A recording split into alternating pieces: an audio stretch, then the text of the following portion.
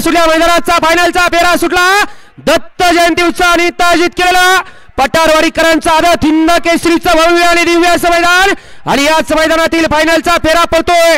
काही क्षणाचा अवधी बाकी कोण होतो एक नंबरचा मानकरी आड्याल गजा पड्याल सोन्या अतिशय सुंदर अशी लढत झाली।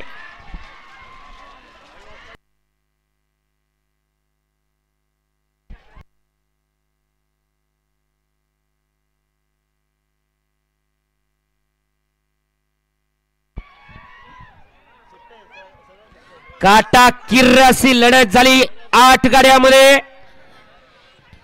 प्रेक्षकांच्या डोळ्याचं पारणं फिटलं।